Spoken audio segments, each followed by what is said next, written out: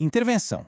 Olha, para quem está se preparando para concursos de alto nível, principalmente Ministério Público, carreira da magistratura, dominar esse tema aqui de direito constitucional não é só uma opção, é uma necessidade. Vamos mergulhar fundo naqueles detalhes que, de verdade, fazem toda a diferença na hora da prova. A pergunta que guia toda a nossa análise é exatamente esta aqui. A gente sabe que o nosso pacto federativo se baseia na autonomia dos entes, né? Mas a própria Constituição, ela prevê situações extremas em que essa autonomia pode e até deve ser temporariamente afastada. Tudo para proteger um bem maior. E aqui está o ponto de partida que é fundamental. A intervenção não é uma punição, tá? Como a doutrina majoritária sempre ensina. Ela, na verdade, é o mecanismo constitucional de emergência mais potente que a gente tem para garantir a estabilidade e a sobrevivência da própria federação. É uma medida para salvar o todo, não para punir uma parte. Bom, a nossa estrutura vai ser essa aqui. A gente começa na base do conceito, passa pelas hipóteses específicas, disseca o processo todo e no final a gente foca naqueles detalhes mais cobrados em prova, sabe? Aqueles que realmente definem a aprovação. Tudo bem, vamos lá para o nosso primeiro ponto. Para entender a exceção, que é a intervenção, primeiro a gente precisa dominar a regra fundamental do nosso sistema, o princípio da autonomia dos entes federados. O grande pilar do nosso pacto federativo é esse aqui, o princípio da não intervenção. A autonomia é a regra de ouro, e é por isso que a intervenção só pode ser acionada em situações de uma gravidade absurda, quando a ordem constitucional está sob uma ameaça real, concreta. É o que a gente chama de ultima ratio, sabe? O último e mais drástico recurso do sistema. Certo. Agora vamos para o que interessa na prática. Em que situações a União, o nosso ente central, pode de fato intervir no Estado ou no Distrito Federal? As respostas estão todas ali, listadinhas de forma taxativa, lá no artigo 34 da Constituição. Esse primeiro grupo de hipóteses lida com a própria sobrevivência e o funcionamento do Estado. Por exemplo, se um ente tenta um movimento separatista, isso ataca a integridade nacional. Se rola uma invasão, um caos social que o governo local simplesmente perdeu o controle, ou se um poder está bloqueando o funcionamento do outro, aí a União pode ser chamada para agir.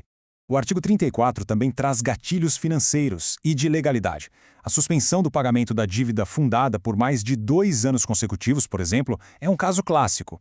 E de forma crucial, a desobediência a uma lei federal ou a uma ordem judicial também pode levar à intervenção. Isso garante a força normativa das leis e das decisões que vêm da esfera federal. E aqui a gente chega numa das hipóteses mais sofisticadas e que mais caem em concursos, o inciso 7 do artigo 34. A União pode intervir para garantir a observância de princípios que a Constituição considera o próprio núcleo da nossa ordem jurídica. São os famosos princípios sensíveis.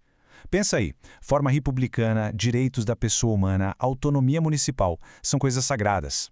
Agora, vamos descer um degrau na nossa estrutura federativa. Os estados também podem intervir nos seus municípios. Mas, muita atenção aqui. As regras, previstas lá no artigo 35, são ainda mais restritas, mais objetivas. Percebam como o foco aqui é bem mais administrativo e fiscal. Não pagar a dívida, não prestar contas, não aplicar os mínimos constitucionais em saúde e educação. A última hipótese é a que abre um pouco mais de espaço, quando o Tribunal de Justiça do Estado determina a intervenção para assegurar princípios da Constituição Estadual ou para executar uma lei ou decisão judicial local.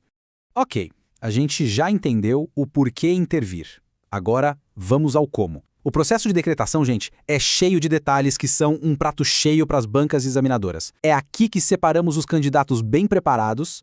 O ponto crucial aqui é a diferença entre solicitação e requisição. Solicitação é um pedido que o presidente pode ou não atender, feito pelos poderes políticos quando eles estão sendo impedidos de funcionar. Agora, a requisição é outra história. Requisição é uma ordem, vinda do Poder Judiciário. Se o STF, o STJ ou o TSE requisita, o presidente da República tem o dever de decretar a intervenção. É o que a gente chama de ato vinculado.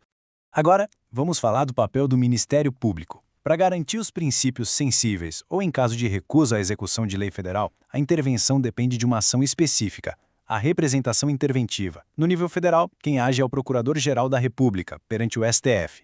Já no nível estadual, o mecanismo é espelhado. O Procurador-Geral de Justiça age perante o Tribunal de Justiça local.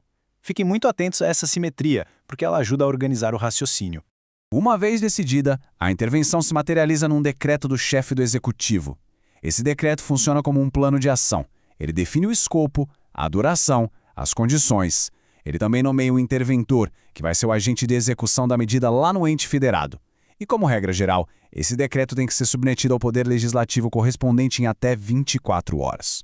Muito bem. Agora vamos refinar o conhecimento. São estes os detalhes que separam quem passa de quem fica pelo caminho. Vamos direto ao ponto, sem rodeios. Essa é a pergunta clássica de prova, né? Depois de a gente falar sobre o controle legislativo em 24 horas, a resposta parece meio óbvia, não é verdade? Mas, será que é mesmo? A resposta é um sonoro não. E essa é a pegadinha de ouro. O parágrafo 3º do artigo 36 traz a exceção que todo mundo precisa saber. Quando a intervenção é decretada para cumprir uma ordem judicial ou depois de uma representação do PGR por violação a princípios sensíveis, o Congresso é dispensado. A lógica por trás disso é brilhante. A decisão já passou por um filtro jurídico super qualificado no Poder Judiciário, o que torna o controle político posterior desnecessário. E por falar em princípios sensíveis, essa tese do STF aqui é fundamental e super atual. O que ela quer dizer? Que a lista do artigo 34, inciso VV, é um piso mínimo obrigatório para o país inteiro. Um Estado não precisa ficar copiando e colando esses princípios na sua Constituição para poder intervir no município por violação a eles. Isso reforça a supremacia da Constituição Federal e a unidade do nosso sistema. Esse quadro aqui resume tudo de uma forma bem visual e direta. Vamos passar por ele rapidinho. Na primeira linha, a competência. União nos estados, Estado nos municípios. Simples. Na segunda, o gatilho judicial. Na federal, temos a requisição dos tribunais superiores ou a representação do PGR. Na estadual, a representação do PGJ. E o mais importante, olha a última linha. A exceção ao controle político, lá do artigo 36, parágrafo 3º, vale para as duas esferas. É um detalhe que decide questão de prova. E para fechar, fica a reflexão. À primeira vista, a intervenção pode parecer uma falha, uma quebra da autonomia. Mas, quando a gente analisa a fundo a lógica constitucional dela, a gente vê que ela é, na verdade, o mais forte instrumento de preservação do próprio pacto federativo contra ameaças que poderiam destruí-lo. É o remédio amargo, mas que às vezes é necessário para a saúde da federação. E aí, esse guia detalhado sobre intervenção ajudou a clarear os pontos para a prova? Se sim, não se esqueça de se inscrever aqui no canal para mais análises aprofundadas como esta. Ative as notificações e deixe aquele like para que a gente possa continuar produzindo conteúdo de alto nível para quem está nessa jornada da aprovação. Bons estudos e até a próxima!